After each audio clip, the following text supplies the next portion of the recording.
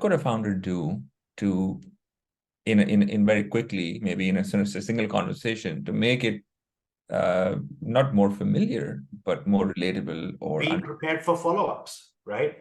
Most founders make this mistake.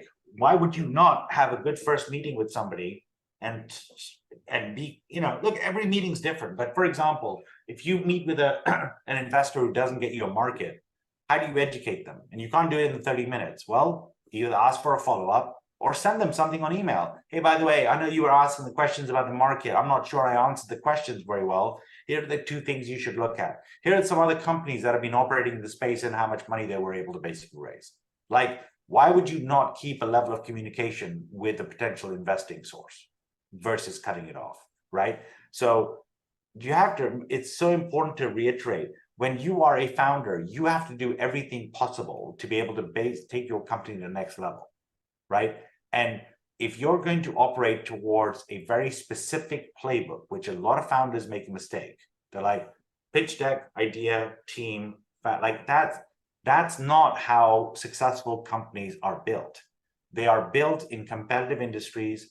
They go to market. They are not shy of competing with their competitors. They will happily talk to as many investors that they can get in front of. They will reiterate their pitch deck. They will speak to their customers. They will do whatever they can.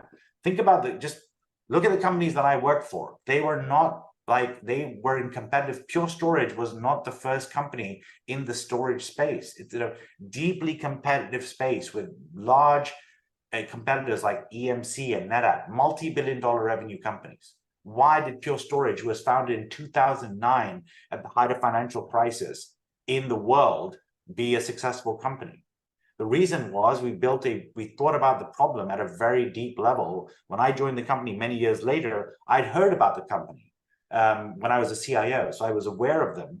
And the reason that they were making traction is because they thought about how they were able to take flash technology, which traditionally was in the consumer tools like the iPhone, and how they were able to move it into data center. They were also not the first company to put flash in the data center, but we provided a great architecture in terms of being able to do it, and we provided a great customer experience. Customer experience was a major problem in the storage industry.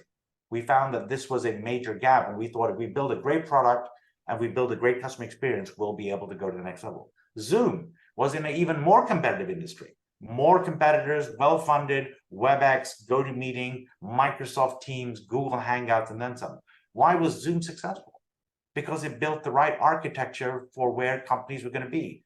Conference room, mobile, desktop, right? Understood that, understood a great customer experience, phenomenal culture that Eric Yuan was able to build, humility, great brand, all of the things that sort of went into that.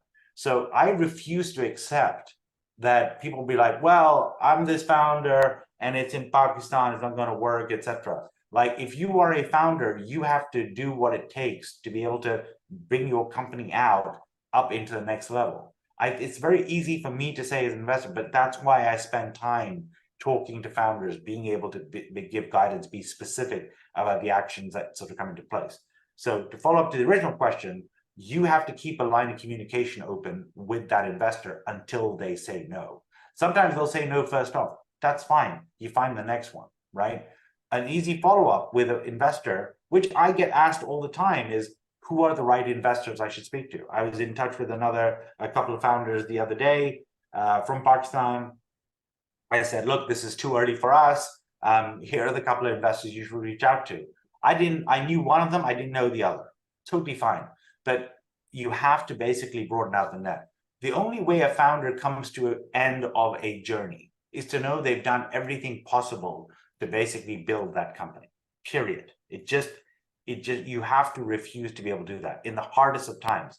I say this on multiple Pak launch forums in the past, is persistence happens to be part of the Pakistani DNA.